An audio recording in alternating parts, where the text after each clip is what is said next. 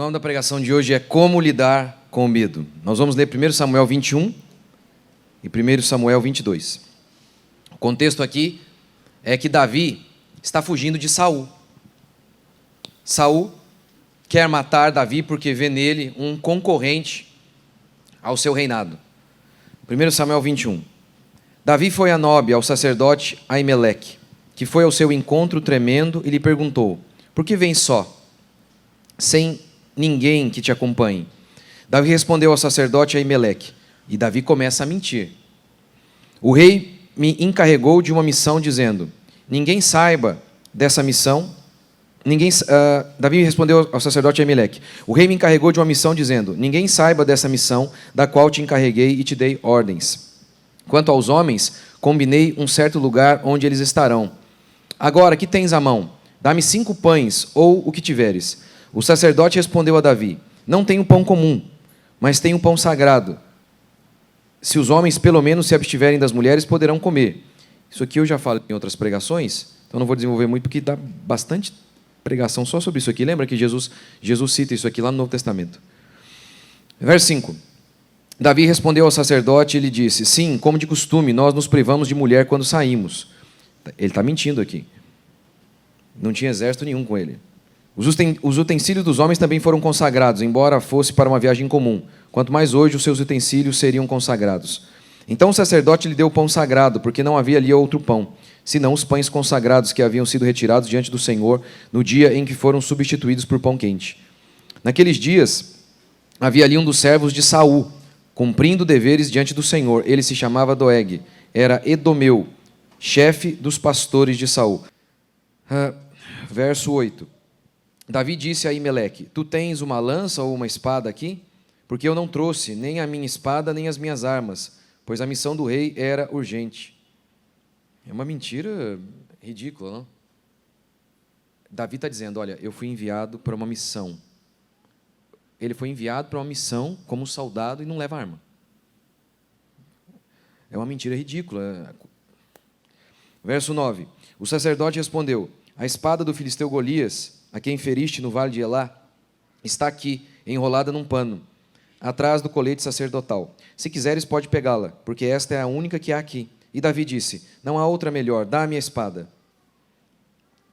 Naquele dia, não há outra melhor. Essa aqui é a mesma espada. Lembra quando Davi falou? Golias veio com espada contra ele e Davi falou: não com espada nem com canhão. E ele falou: essa aí é a melhor, pode me dar, eu quero essa aí. Verso 10. Naquele dia Davi se levantou, fugia de Saul e foi encontrar-se com Aquis, rei de Gate. Sabe quem é Aquis, rei de Gate? Sabe quem é Gate?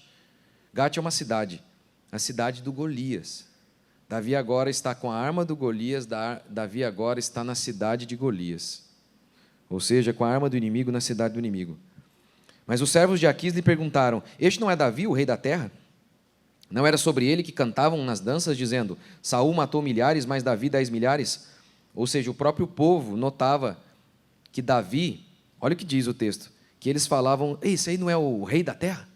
Eles sabiam que Saul era de fato o rei, mas o próprio povo inimigo de Israel, os filisteus, reconheciam o poder de Davi, o quanto que Davi era alguém poderoso. Verso 12. Davi pensou muito nessas palavras e teve muito medo de Aquis, rei de Gate. Por isso, mudou de atitude na presença deles e fingiu-se de louco. Ele riscava os portões e deixava correr a saliva pela barba. Isso aqui também dá bastante pregação, hein? Dá bastante pregação. O tanto de gente aí que baba, não para fugir do rei, mas para fugir do trabalho, para fugir de responsabilidade, para fugir, por exemplo, de serviço público. Isso é o que mais tem, e os pastores acreditam piamente. Verso 14. Então Aquis disse a seus servos: vedes que este homem está louco, por que o trouxeste a mim? Será que me faltam loucos para que o trouxesseis diante de mim para fazer loucuras? Ele entrará na minha casa? Depois disso, Davi retirou-se daquele lugar e fugiu para a caverna de Adulão. Quando seus irmãos e toda a casa de seu pai souberam disso, desceram ali para se encontrarem com ele. Ajuntaram-se a ele todos os que se achavam em dificuldade, todos os endividados e todos os insatisfeitos. Ele se tornou chefe deles. Cerca de 400 homens o acompanhavam. Ou seja, um exército de pária. Davi dali passou para Mispa de Moabe. ele disse ao rei de Moabe: peço que deixes meu pai e minha mãe ficarem convosco, até que eu saiba o que Deus fará comigo. E ele os deixou com o rei de Moabe, e eles ficaram ali durante o tempo em que Davi esteve na fortaleza. O profeta Gate diz a Davi: não fiques na fortaleza, sai e vai para a terra de Judá, ou seja, volta para a sua terra. Então Davi saiu e foi para o bosque de Herete. E talvez é sempre um pouco difícil aqui, a gente não tem todos os detalhes, a gente tem que tentar pegar o que Deus está querendo dizer aqui. Aqui talvez seja uma indicação de que Davi estava indo por caminhos errados, ele estava escolhendo caminhos errados. E o profeta fala: não, não vai por aí. Você está indo para a terra de Moabe, fica na sua terra. Davi pega a arma do inimigo, vai para a casa do inimigo, em Gate, e o profeta diz: não volta. Verso 6. Saul ouviu que Davi e os homens que estavam com ele haviam sido encontrados. Saul estava em Gibeá, sentado debaixo da tamargueira, numa colina. Ele segurava sua lança e todos os seus servos estavam com ele. Então Saul disse aos servos que o acompanhavam: ouvi agora, benjamitas, acaso o filho de Jessé dará a todos vós terras e vinhas? E tornará todos vós chefes de milhares e de centenas? Ou seja, está subornando o povo para ir contra Davi. Para que todos vós tenhais conspirado contra mim, e ninguém tenha me avisado que meu filho fez acordo com o filho de Jessé? É isso que ele está dizendo: olha, ele vai dar isso para vocês, é por isso que vocês estão me traindo, é? E ninguém dentre vós se compadeça de mim, me informe que meu filho havia instigado meu servo contra mim para me armar ciladas, como se vê nesse dia? Ele está dizendo: olha, Davi está pagando vocês. Verso 9. Então Doeg, o edomeu, que também estava com o servo de Saul, afirmou: vi o filho de Jessé chegar a Nob para falar com Aimeleque, filho de Aitube. Está vendo? Esse Doeg aqui é o que Davi viu lá. Era um servo de Saul. Aimeleque consultou o Senhor em favor dele e lhe deu mantimento. Também lhe deu a espada de Golias, o filisteu. Então o rei mandou chamar o sacerdote Aimeleque, filho de Aitube, e toda a casa de seu pai, isto é, os sacerdotes que estavam em Nob, e todos eles compareceram diante do rei. E Saul disse: ouve, filho de Aitube. E ele disse: aqui estou, meu senhor. Então Saul lhe perguntou: por que conspiraste contra mim, tu e o filho de Jessé? Pois lhe deste pão e espada, e consultaste a Deus em favor dele, para que ele se levantasse contra mim, para armar-me ciladas, como se vê neste dia. Aimeleque respondeu ao rei: quem entre todos os teus servos é tão fiel como Davi, o genro do rei, chefe da tua guarda e honrado na tua casa? É óbvio que Aimeleque não sabia. Aimeleque foi enganado por Davi. Acaso hoje foi a primeira vez que consultei a Deus em favor dele? É certo que não. Que o rei não atribua coisa nenhuma a mim, seu servo, nem a toda a casa de seu pai, pois teu servo não soube nada de tudo isso, nem muito nem pouco. Porém o rei disse: Aimeleque, tu certamente morrerás, e toda a casa de teu pai também. Então o rei disse aos da guarda, que estavam com ele: virai-vos e matai os sacerdotes do Senhor, porque eles também estão do lado de Davi e sabiam que ele fugia. E não me contaram, mas os servos do rei se recusaram a levantar as mãos para matar os sacerdotes do Senhor. Ou seja, o rei Saul se tornou tão endemoniado, tão maligno, que ele arremeteu contra os sacerdotes, a ponto de os seus soldados eles não tiveram coragem. Verso 18. Então o rei disse a Doeg: vira-te, que era um estrangeiro, vira-te e mata os sacerdotes. Então Doeg, o edomeu, que não era israelita, virou-se e atacou os sacerdotes e matou naquele dia 85 homens que vestiam o colete de linho, ou seja, que eram sacerdotes. Ele também atacou os moradores de Nob, cidades desses sacerdotes. Ele matou os homens e mulheres, meninos e crianças de peito, e até os bois, jumentos e ovelhas. Entretanto, Abiatar, um dos filhos de Aimeleque, filho de Aitube, escapou e fugiu para Davi. Abiatar contou a Davi que Saul havia matado os sacerdotes do Senhor. Então Davi disse a Abiatar: naquele dia, quando Doeg, o edomeu, estava ali, eu sabia. Está vendo? Ele sabia. Ele sabia que a mentira dele ia trazer prejuízo para muita gente. Eu sabia que ele não deixaria de contar tudo a Saul. Eu sou a causa da morte de todos os da casa de seu pai, inclusive aqueles bebezinhos. Fica comigo, não temas, porque quem procura a minha morte também procura a tua. Comigo estarás em segurança. O nome da pregação, então, é Como Lidar com Medo. O verso 12 do capítulo 21 resume bem esses dois capítulos aqui. O autor usa o advérbio muito. Davi teve muito medo. Muito medo. Aquele menino de, no máximo, 16 anos, que não temeu leão e urso, que não teve medo de um gigante de quase 3 metros, um gigante que botou terror em todo Israel. Ninguém em Israel ousou lutar contra Golias. Davi olha para ele e diz: eu vou arrancar a sua cabeça hoje, vou matar você e o seu exército. Agora, ele está apavorado diante do frouxo, do covarde, do Saul. Muitos leem quando Davi diz: ainda que um exército se acampe contra mim, não terei medo. E se esquecem que Davi teve um momento de muito medo. O que o autor quer narrar aqui é um estado de pavor. Davi estava profundamente desesperado. O que eu quero mostrar para vocês hoje é que o medo, ele nos distancia de Deus. O medo nos leva a mentir. O medo nos leva a atitudes inimagináveis, como fingir de louco. O medo nos leva a colocar as pessoas que estão ao nosso lado em perigo. De modo que a coragem não é dom de alguns, é dever de todos. Por trás de um homem maldoso e egoísta, há sempre um homem medroso. Sempre. Sempre alguém com tanto medo de perder alguma coisa, sempre alguém apavorado com a sua própria vida, que está disposto a colocar até a vida de bebês em risco. Isso é para qualquer um. Se isso aconteceu com Davi, imagine conosco. Davi, o homem mais bravo de Israel, o mais corajoso de todos, está apavorado. Imagine se eu e você não precisamos também lidar com os nossos temores. Imagine se você e eu também não precisamos aprender a receber a coragem que vem de Deus, como o apóstolo Paulo diz. Deus não nos tem dado espírito de covardia, mas de poder. E é de fato isso que nós precisamos, para que tenhamos uma vida que vale a pena. Se você quer que a sua família tenha uma vida que vale a pena, você precisa ter coragem, porque o que inúmeras vezes te impede de gerar uma situação melhor para a sua família tem a ver com seus medos, com seus temores. O que inúmeras vezes faz com que pessoas continuem lá, indo para o inferno. Eu sei que Deus é soberano, mas Ele também nos responsabiliza. Isso tem a ver com o fato do medo, o medo que você tem de falar, o medo que você tem de se envolver aqui na igreja.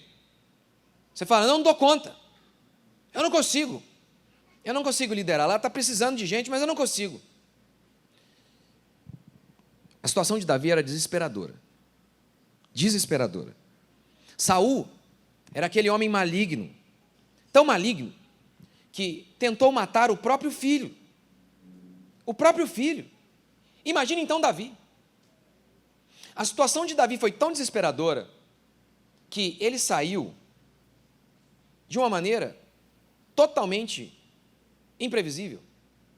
Davi chega diante de Aimeleque e tem alguma coisa aí para comer? Só tinha o pão sagrado, pão da proposição, que era vedado a qualquer outra pessoa, somente os sacerdotes podiam comer.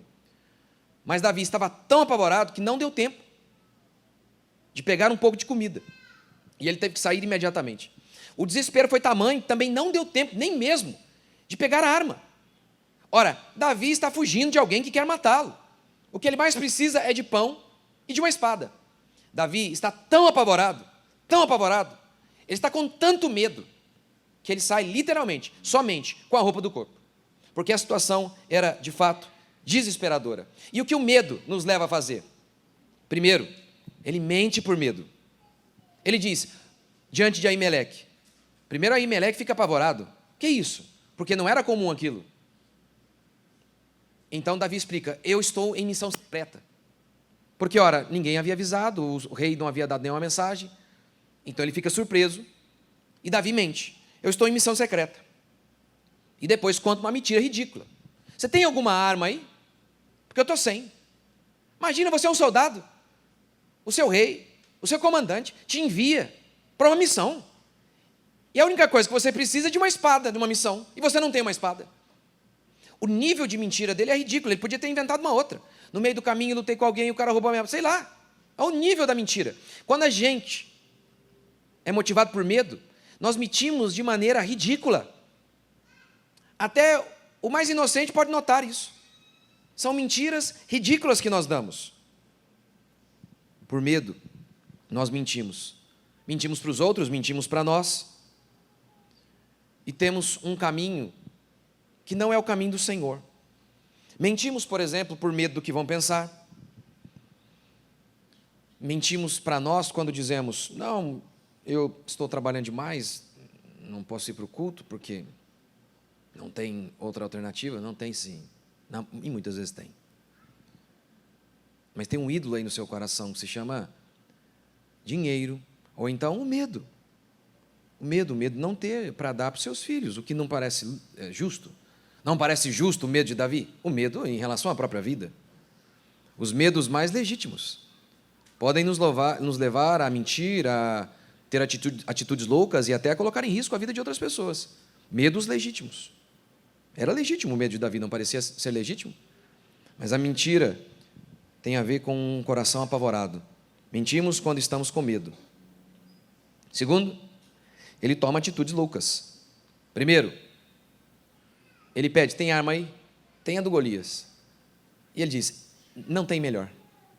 Essa é a mesma espada que ele zombou dela. Talvez o autor tenha que narrar isso, em primeiro lugar, porque de fato aconteceu, e talvez porque seja simbólico. Como que Davi, apavorado, ele foi se distanciando. Como Davi, aquele homem cheio de fé, que diz: vou contra ti, não com espada nem com canhão, ô Golias. A sua espada não é nada. Agora ele está apavorado e pega a espada do gigante, pega a espada do inimigo e vai se refugiar entre os inimigos. Não apenas isso, ele se finge de louco lá. A psicologia descreve os comportamentos mais esquisitos como transtorno. Mentira. Mentira. Os comportamentos mais estranhos têm a ver com homens que lidam de modo incrédulo com suas dificuldades. Quando você não tem fé para lidar com seus problemas, até babar você faz. Até arranhar a porta como cachorro você faz. As coisas mais absurdas que você fala: isso eu nunca faria. Quando você começa a se tornar incrédulo, você faz. Coisa que você, como alguns diriam, do arco da velha. Que você diria: eu não acredito que eu fiz isso. O medo faz isso. O medo arranca o que há de pior em nós. E foi isso que aconteceu com Davi. Terceiro, o medo nos leva a colocar em risco as pessoas que estão ao nosso redor. Davi, diz o texto, ele viu um servo de Saul. Davi se aproxima de Aimeleque. E Davi mente, dizendo: eu estou aqui em missão enviada por Saul. Engana Aimeleque. Aimeleque não sabia de nada. Nem deu a Aimeleque a chance de evitá-lo ou não. Davi então vê Doeg, servo de Saul. O texto diz isso lá no início. O narrador está tentando nos mostrar, está vendo? Olha aí, ó. Olha o que Davi fez. Então o próprio Davi narra para nós: a culpa é minha. Eu sou a causa. Porque a causa da morte de todos da sua casa. Porque eu sabia que ele ia contar. É óbvio. 85 sacerdotes mortos. Bebês, diz o texto, crianças de peito, ou seja, bebês foram mortos. Cidades foram dizimadas, porque Davi, preocupado apenas consigo, o que parece, não é um medo legítimo? Davi, preocupado apenas com ele mesmo, colocou em risco a vida de centenas de pessoas. Centenas de pessoas. O medo faz isso conosco. É o medo que te impede de pregar. Mais uma vez, é o medo que te impede de liderar, de se envolver. É o medo que te impede de dar um passo para melhorar a situação da sua família. É o medo. O medo nos paralisa, o medo coloca as pessoas ao nosso redor em sofrimento. Como eu disse, por trás de uma pessoa maldosa e egoísta há sempre um medroso. Por conta de nosso medo, nós podemos trazer o terror àqueles que estão ao nosso lado. Isso vale principalmente para os homens, que deveriam ser o porto seguro de suas casas, mas inúmeras vezes são maldosos e egoístas. Por quê? Porque são medrosos, estão sempre em pânico, e aí fazem da vida daqueles que estão ao seu redor um verdadeiro inferno. Estão sempre com medo do amanhã, o que vai ser de nós? São os primeiros a trazerem instabilidade às suas casas. Você tem visto aí vários e vários movimentos de masculinidade. Esses dias eu vi um pastor falou um palavrão até. Isso que eles acham que é ser homem. Não, ser homem é trazer paz para o seu lar. É pensar no outro e não em si mesmo. E trazer um ambiente de estabilidade para a sua casa, em que você está ali firme, seguro, e carregando as angústias sobre seus ombros. E não trazendo o terror para aqueles que estão ao seu redor. O medo faz isso. É o medo. É o medo de que não vai ter amanhã. O medo de que não haverá amanhã comida. O medo de que não haverá amanhã trabalho. O medo faz isso. O que nós fazemos com essa história? Como nós lidamos com ela? Primeiro, saber que somos homens. Falta de fé. Buscamos auxílio nos inimigos e nas armas dos inimigos. Foi o que Davi fez. Quando nós somos incrédulos, e isso vale para qualquer um, até para Davi,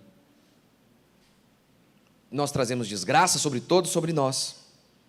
Agora, nós estamos vendo aqui Davi agindo com incredulidade. E qual é a leitura que muitos pastores atuais fazem de cenas como essa? Usam isso como justificativa para seus pecados e para se acomodarem em seus pecados. Quer um exemplo?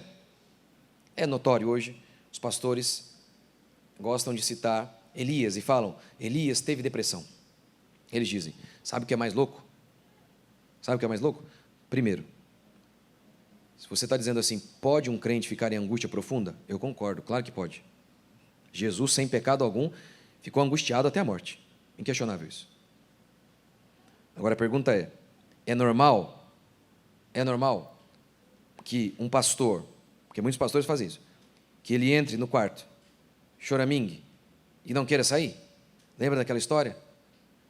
Lembra daquela história do homem, estava lá choramingando e falando que ele não ia para o culto? E a mãe dele falou o que para ele? Mas você tem que ir, você é o pastor. Lembra? Então tem muitos pastores assim. Então eles gostam de usar a depressão de Elias. Está vendo? Se Elias teve depressão. Uai, Davi também adulterou. Então também pode adulterar? É tão ridículo.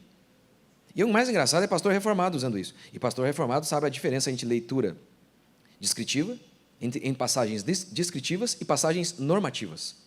Uma passagem normativa é uma passagem que traz uma norma para todos nós.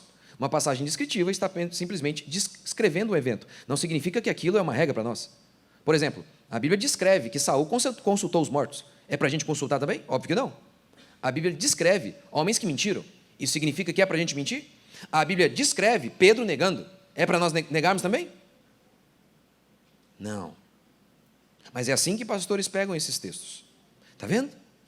Elias teve depressão. Mentira. Porque nem de acordo com o DSM, que é a Bíblia da psiquiatria, nem de acordo com o DSM, Elias teve depressão. Nem de acordo com o DSM. Porque de acordo com o DSM, tem que ser pelo menos 2 semanas de tristeza profunda. Um dia. Nem de acordo com a psiquiatria. Então, esses pastores são um bando de analfabeto. Porque nem para ler o DSM presta. Pergunta para eles se algum deles leram o DSM. Só ficam regurgitando aí o que eles ouvem da psicologia. Só fazem isso. Mas tudo isso para quê? Para justificar fraqueza humana. Não, não é assim que nós devemos ler. Não é assim.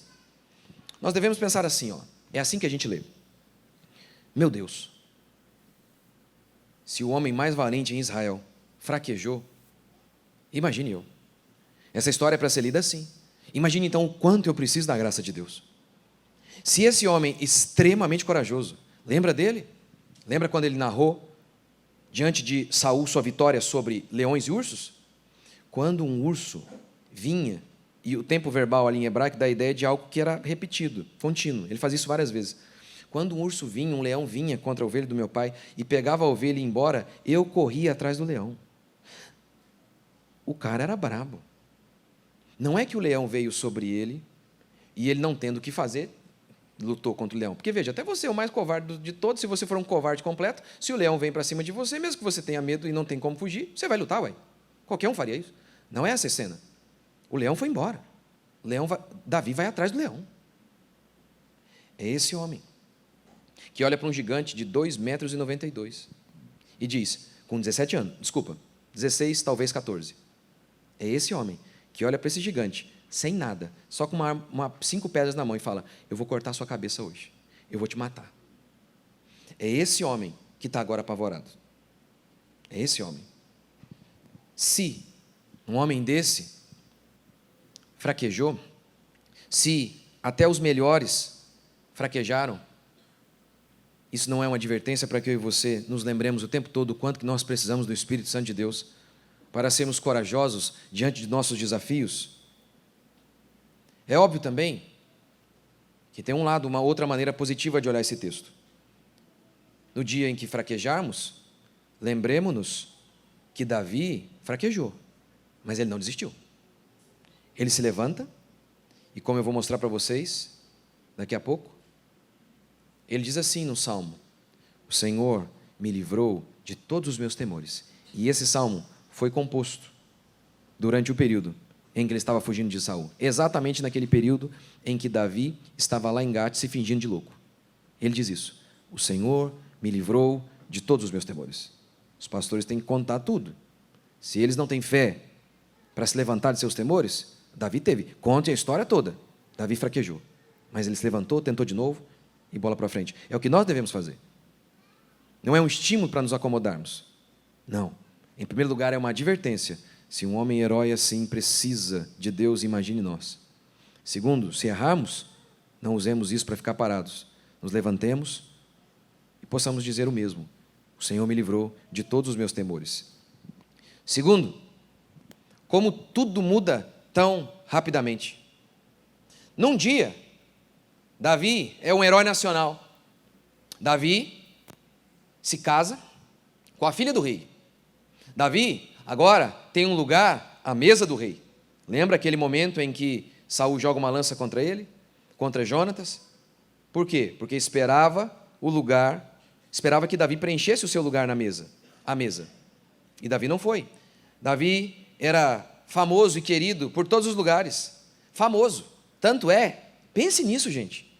Não havia mídia como nós temos hoje, naquela época. Não havia Instagram. Não havia celular que tira foto de tudo. Todo mundo tem uma foto de alguém. Mesmo assim, mesmo sem mídia como nós temos hoje, imagina quão complicado era fazer uma pintura de alguém. Mesmo assim, Davi era tão famoso que em uma nação inimiga o reconheceram. Ei, esse aí não é o rei da terra? Lembra que o rei havia falado sobre riquezas? Isso aí eu não sei se ele cumpriu. Mas eu sei que posteriormente deu a ele a filha dele, Mical. E Davi era poderoso, Davi era benquisto. Criaram música para Davi. Saul matou milhares, mas Davi matou 10 milhares. Agora, aquele homem, bem visto em todo o seu país, famoso por todos os lados, um herói, agora ele está babando e arranhando a porta como se fosse um louco. Tudo muda, pode mudar rapidamente. Lembra quando Paulo falou? Os dias são maus. Você deve se casar como se não estivesse casado. Você deve comprar como se nada possuísse. O que Paulo quer dizer com isso? O que Paulo está dizendo é o seguinte: ora, os budistas dizem, o segredo da felicidade ou de uma vida em paz é não desejar nada. Você sofre porque deseja. Então não deseje nada. E aí você não vai sofrer. É verdade. Mas aí você também não vai sorrir. É uma vida muito neutra. É muito sem graça. Não é assim a perspectiva de Paulo, não é assim a perspectiva cristã. A perspectiva cristã é: case. Compre. Mas como se não tivesse casado, como se nada possuísse. Ou seja, ame desamando. Apegue-se desapegando. Ame intensamente, mas sabendo, tudo pode ser perdido, no estalar de dedos. Seu nome, sua reputação, família, tudo pode ser perdido. Coloque a sua esperança em Deus. Não há nada garantido aqui. Lembra quando Jesus falou sobre acumular tesouro no céu? Porque aqui, a traça e a ferrugem corrói e os ladrões roubam. E ele falou isso para o seu povo. Ou seja, ele não deu garantia de nada. Portanto, lembremos-nos, devemos depositar a nossa esperança em Deus, a razão da nossa alegria em Deus. Podemos e devemos ficar felizes com bênçãos materiais que Deus nos dá, com uma família que Deus nos dá, com um bom nome que Deus pode nos dar. Mas saibamos que tudo pode ser perdido. Num estalar de dedos. Ainda que a figueira não floresça. Ainda que o produto da oliveira minta. Ainda que os campos não produzam mantimento. Abacuque diz, ainda que, espero que não. Davi também diz isso no Salmo 23. Ainda que eu ande pelo vale da sombra da morte. Espero que não. Espero que não. Mas, ainda que, ou seja, é possível. É possível. Davi não tem aquela perspectiva da teologia da prosperidade. Na teologia da prosperidade não pode falar, ainda que eu passe pelo vale da sombra da morte. Na teologia da prosperidade eles dizem, você tem que determinar, eu nunca vou passar, eu determino, e assim, e acabou. Não é assim a perspectiva bíblica. A perspectiva bíblica é, eu espero o melhor, luto pelo melhor, trabalho pelo melhor. Mas, ainda que eu ande pelo vale da sombra da morte, não temerei, porque o Senhor vai estar comigo. Essa é a perspectiva cristã. Lembre-se disso. Tudo aqui é instável. Não há terreno sólido neste mundo a não ser em Cristo Jesus, como diz o salmista no Salmo 91.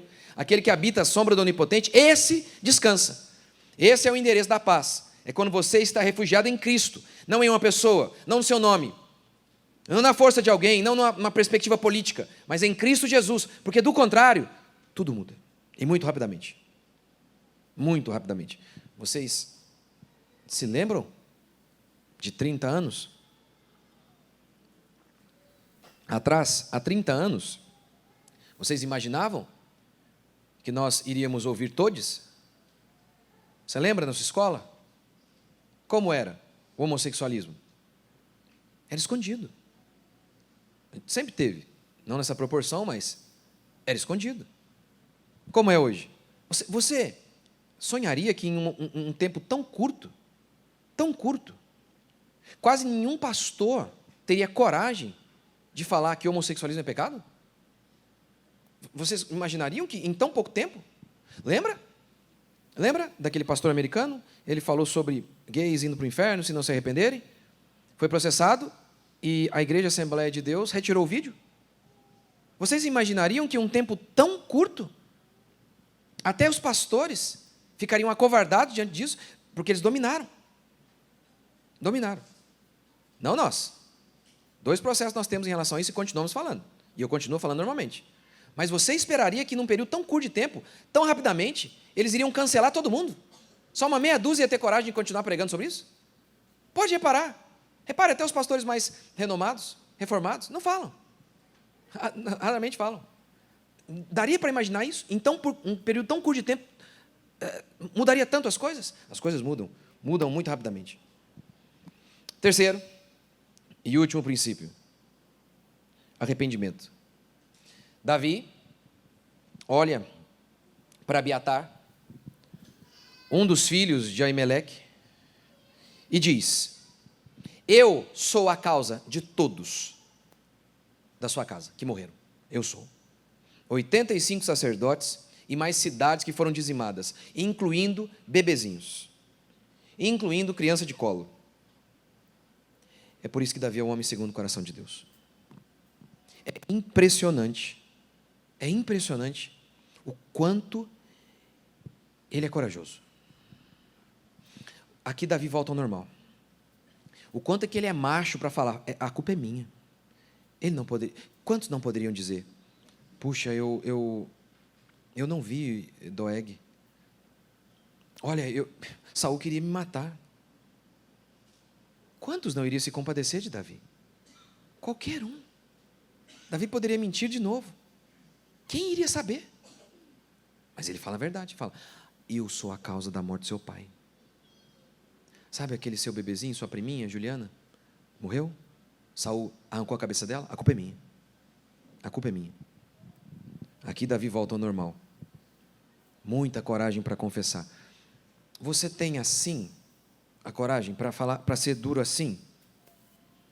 Olha, eu fiz mesmo. A culpa é minha e de mais ninguém. Isso aqui é obra do Espírito Santo, totalmente. Totalmente. Só o Espírito Santo de Deus para fazer isso conosco. Porque a culpa é um sentimento que nos envergonha.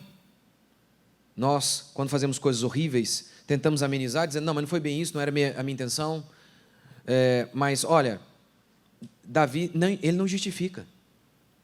você não o vê justificando, assim como também ele não justifica lá na frente, quando ele adultera com Betseba. Ele não fala nada. Qual aqui não faria isso? Ó? Você sabe, Saul estava tentando me matar. Eu apenas tentei me salvar, eu não imaginei. Qualquer um falaria isso. Não, ele diz, a culpa é minha. Eu sou a causa. Pronto, encerra.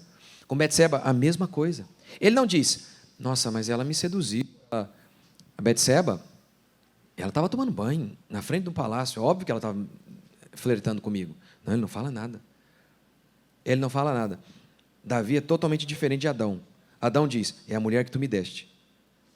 Adão menciona Eva. No Salmo 51, que é o salmo em que Davi confessa pecado, nenhuma menção de Betseba.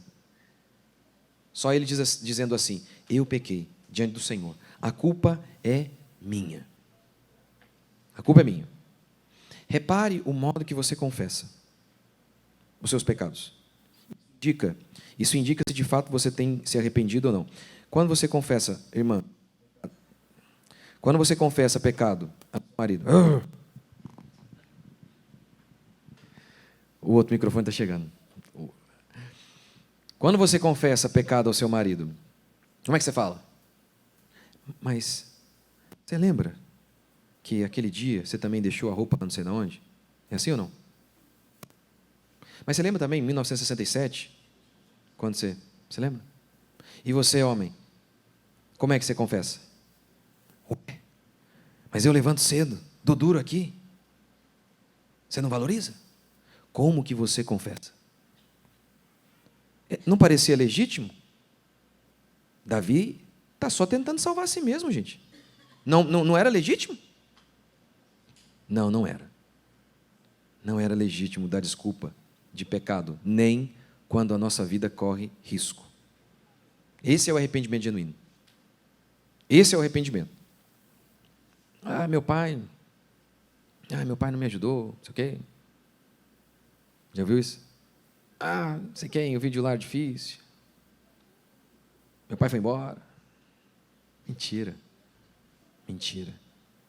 Você peca porque você quer. Você escolhe. Você faz por picaretagem. É por isso que você faz. Não é porque o seu pai foi ruim. Talvez seu pai foi de fato ruim. Mas tem um monte de gente aqui que teve pai ruim também. E mesmo assim, não usou isso como desculpa para ser um delinquente, um preguiçoso. Não. Arrependimento. E arrependimento que gera coragem para continuar. Em filme de herói, é muito comum você ver a seguinte cena. O herói, triste, deprimido. Por quê? Porque ele cometeu um erro. E esse erro tirou a vida de alguém, às vezes de um parente. E é muito comum esse estereótipo do herói.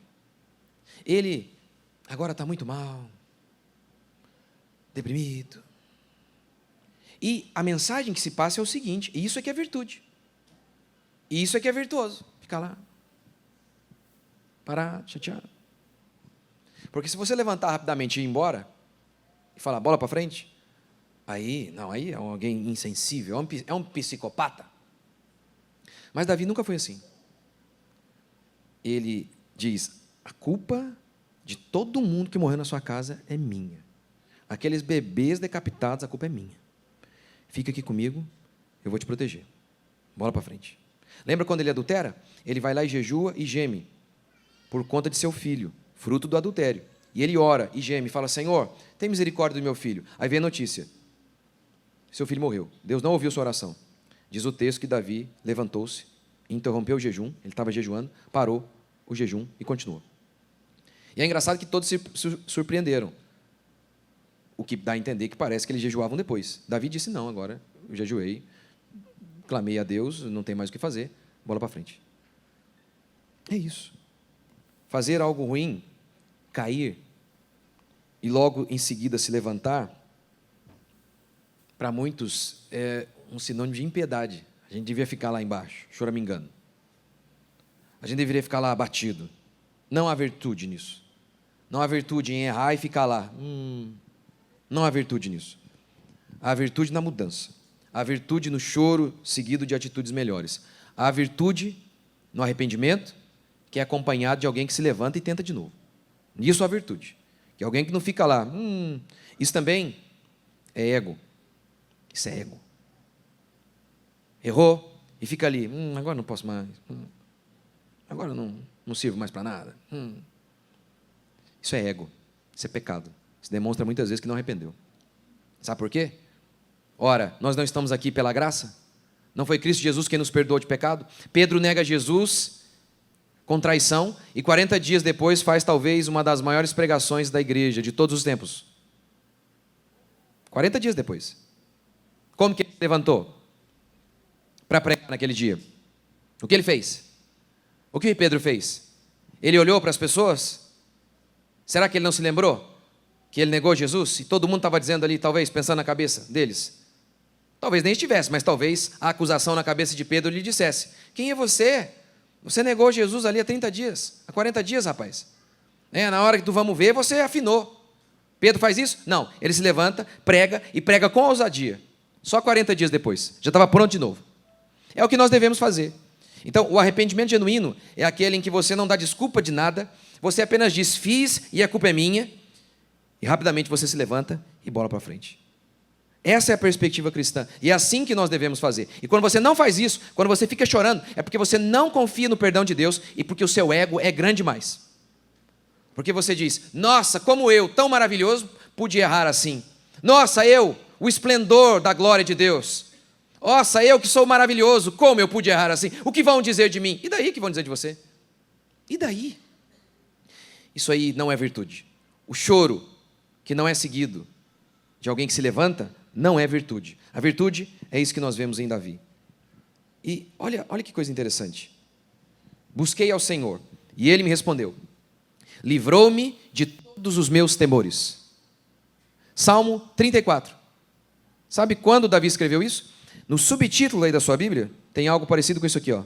Salmo de Davi, quando se fingiu amalucado na presença de Abimeleque. É a história que eu acabei de contar. Como é que é? O que Davi escreveu sobre aquele evento?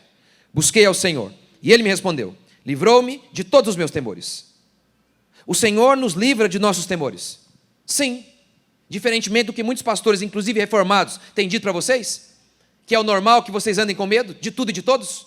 É normal viver com ansiedade? Davi diz o contrário. Isaías diz o contrário. Os que esperam no Senhor renovam suas forças, sobem com asas, como águias, correm e não se cansam. Os que esperam no Senhor são como os montes de Sião, que não se abalam. Essa é a definição bíblica. E é o que Davi está fazendo aqui. Ele teve um momento de fraqueza, ele teve. Mas o que ele fez? Ele buscou a Deus quando ele ficou apavorado. E o que ele diz? Deus me livrou de todos os meus temores. Você tem medo do quê? Do que você tem medo? Todos os seus medos têm a ver com ídolos que você conserva no seu coração. Seus temores têm a ver com ídolos que você conserva no seu coração. Quando você coloca algo como razão da sua vida, algo que não é Deus, aí você tem medo. Você tem medo de ficar sozinho? Davi disse que não. Porque, ainda que meu pai me desampare, Deus me acolherá. Agora, quando você faz do seu pai o seu ídolo, da sua mãe o seu ídolo, de um marido o ídolo, de um filho o ídolo, aí de fato você fica com medo. Porque eles podem morrer, eles podem ir embora, eles podem te trair. Então, quando você faz dessas pessoas a razão da sua alegria, aí você anda com medo. Mas se você fizer de Deus a razão da sua alegria, você vai dizer como Davi: ainda que todos me desamparem, o Senhor me acolherá. Você tem medo do quê? Dos inimigos? Ainda que um exército se acampe contra mim, não se atemorizará o meu coração. E se estourar contra mim uma guerra, ainda assim terei confiança. Você tem medo do quê? Da morte? Davi diz, no Salmo 23, verso 4. Ainda que eu ande pelo vale da sombra da morte, não temerei mal algum, porque tu estás comigo. Essa é a perspectiva cristã. Fé forte, medo fraco. Quanto maior a sua fé, menor o seu medo. É fato. Simples assim. Desculpe-me os pastores incrédulos. Mas, pastor, você nunca fraquejou? E daí? Claro que eu fraquejei. Eu também já fui arrogante, e ainda sou. Eu já menti. E daí? O fato de que eu pequei? O fato de que eu fui fraco um dia? E às vezes ainda sou? Isso deixa de ser pecado? Eu sou a medida de todas as coisas? Só porque os pastores muitas vezes arregam? Só porque eles fraquejam? Só porque eles entram no quarto e não querem mais sair? Aí agora isso se tornou normal? Não. Não é. Lembre-se então de Davi. Davi, é para que a gente se lembre. Ora, até Davi fraquejou. O que mostra que eu preciso muito de Deus. E se eu fraquejar, eu devo me lembrar que Davi rapidamente se levantou. Rapidamente ele orou a Deus, buscou a Deus e disse: o Senhor me livrou de todos os meus temores. Essa é a história de Davi. A história de Davi, da queda de Davi, é um lembrete, uma advertência, pode ser um consolo. Mas o consolo tem que ser diante de toda a história. Ele fraqueja, mas rapidamente ele diz: o Senhor me livrou de todos os meus temores quando eu busquei por Ele. Você crê? Vamos ficar de pé?